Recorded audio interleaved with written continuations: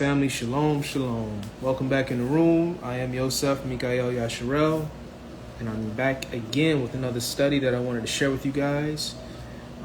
Coming out of 1 Samuel chapter 15, verse 22. Hopefully you all got it memorized. They used to love saying it in the church for, for the most part. 1 Samuel chapter 15, verse 22. Let's just go ahead and get into it. And of course, you know I'm going to include precepts. Let's get into it. And it says, "And Samuel said, Has Yahuwah as great delight in ascending smoke offerings and sacrifices as in obeying the voice of Yahuwah? Behold, to obey is better than sacrifice, and to hearken than the fat of rams." And of course, you know I want to include precepts. So let's get into it. Let's go to Psalms chapter 40, 6 through 8. Psalms chapter 40, 6 through 8. And it says, "Sacrifice and offerings you did not desire, but a body you have prepared for me. But a body you have prepared me.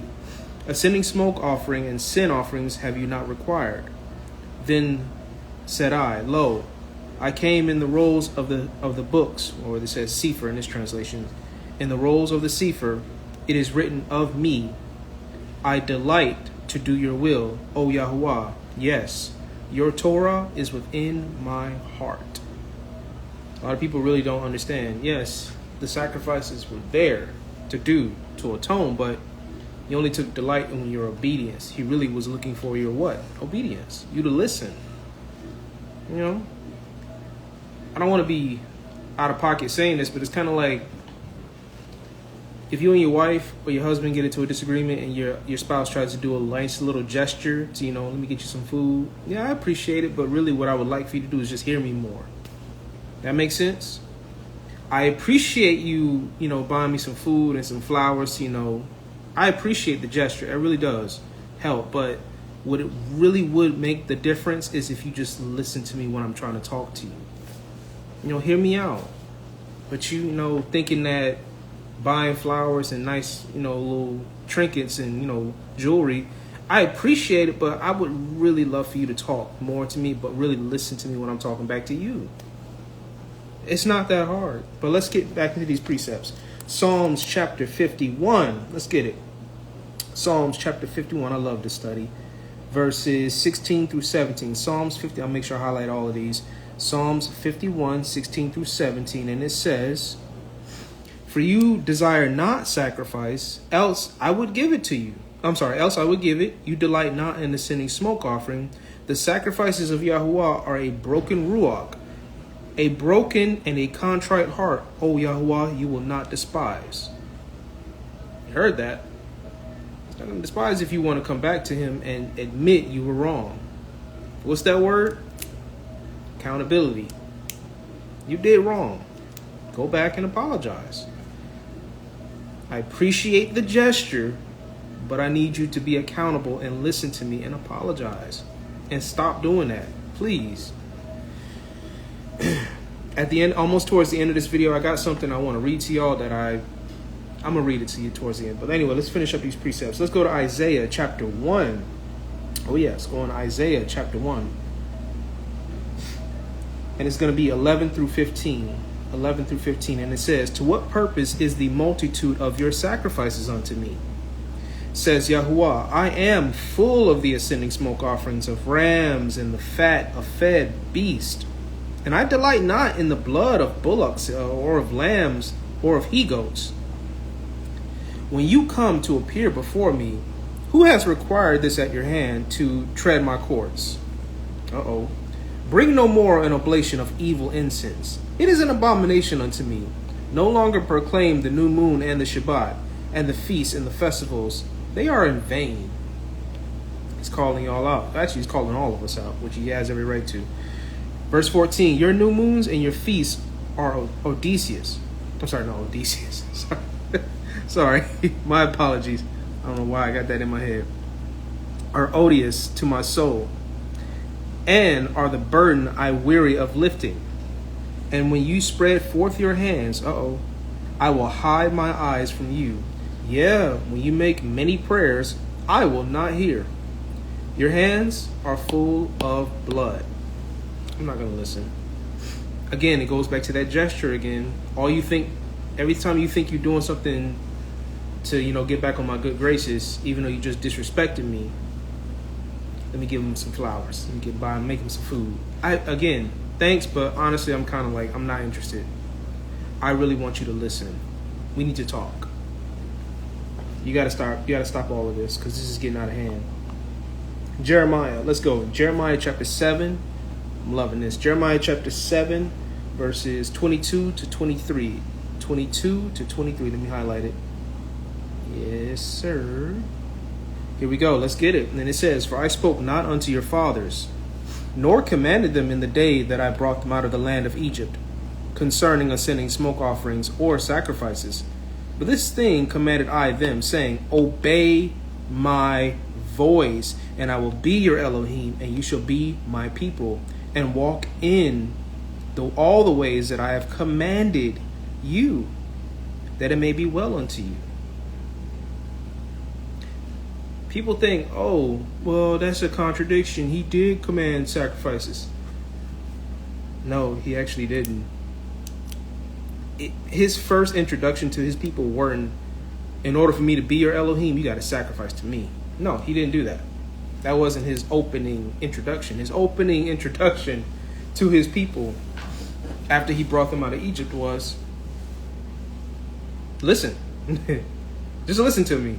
I'm going to talk to you because I'm choosing you as my bride. I want to talk to you. I need you to hear me out. What was the point of Mount Sinai? Him bringing the 10 Commandments. What was the whole point of that? I need you to listen to me. And what did they say? All that he said, we'll do. Y'all agreed, by the way. Let's go to Hosea chapter 6, verse 6. Hosea chapter 6, verse 6. And it says, "For I desired mercy and not sacrifice, and the knowledge of Yahuwah more than ascending smoke offerings." Uh-oh. Let's go to Micah. Oh yeah, we bringing it out. Micah chapter 6, verses 7 through 8. Let's highlight it. Let's see what it says. What does it say? Micah chapter 6, verses 7 through 8. Let's hear what it says. "Will Yahuwah be pleased with thousands of rams, or with 10,000s of rivers of oil? Shall I give my firstborn for my transgression, the fruit of my body for the sin of my soul? Has he showed you, O man, what is good, and what Yahuwah requires of you? But do justly, and to love mercy, and walk humbly with" who? Your Elohim. So he's still going back to that same point. Just listen to him. Just obey. I'm serious. I'm going to share something with y'all towards the end of this video. And last one. Let's go to Mark. Let me save this. I kind of want to save this too. All right, one thing at a time. Let's go to Mark chapter 12. Mark chapter 12. Verse 33. What does it say? Let's highlight it. And it says, "And to love him with all your heart, and with all the understanding, and with all the soul, and with all the strength, and to love his neighbor as himself is more than all is worth more than all whole ascending smoke offerings and sacrifices." That was the Messiah that said that. That was Yahushua. Hallelujah. So, let me say this. What does he require? Let's go back to Samuel chapter 15, verse 22. 1 Samuel chapter 15, verse 22. Let's go back to the beginning of the question. And it says, "And Samuel said, Has Yahuwah as great delight in ascending smoke offerings and sacrifices as in obeying the voice of Yahuwah? Behold, to obey is better than sacrifice, and to hearken than the fat of rams."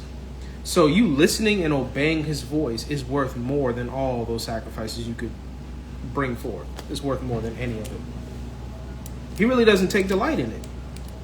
There would actually be no more animals if we still had to sacrifice today. There would be no more animals. I don't even think it would be us. There would be nothing of creation because we just thought that, let's bring a sacrifice. Let's bring an offering. And He's going to be pleased because he required it. See, that part of your flesh, it's really not working out. It's not. That part of your flesh that you're obeying the law, but you're not doing it to actually stop doing it. So what would happen if I committed a sin? Well, first of all, go repent while you have time and chance to do it. Then stand before him and ask for his judgment. Plead for him. Receive accountability. Turn from your wicked ways. Don't even acknowledge the fact that you might have the possibility of doing it again. No, like, I want to stop ASAP, like right here. Father Yah, turn me away from whatever it is that's displeasing you. Turn me away from it. So, Yosef, what was you going to read to us? So, I wanted to read this. I wrote this out yesterday. And to anybody that's watching this video, if you feel some type of way about what I'm about to read, cool. But I'm going to read it. And I need you to understand and listen very carefully. Okay? So I wrote something out yesterday, and I was talking to my wife about it, and it made me realize the level of obedience everybody has. So, I wrote it out in like a little mini parable, mini example type of way. So the thing I wrote out was called Take Out the Trash. Just, simple instructions, right? Just take out the trash. What would a Christian say? It's for everyone to take out the trash. What would IUSPK say? We're the only ones who can do this, and everyone needs to acknowledge us for doing it. What would IUIC say? We're the only ones who have the authority to do it, which is why you see us doing it. What would an atheist say? Explain taking out the trash. What would a black Hebrew Israelite say? Deuteronomy 28 explains who we are and why we are the only ones who can do it. What would the hidden ones, aka the remnant, say? Just take out the trash as our Father commanded. Just take out the trash. So yeah, I wrote that out yesterday. If anybody feels the type of way about it, let me know.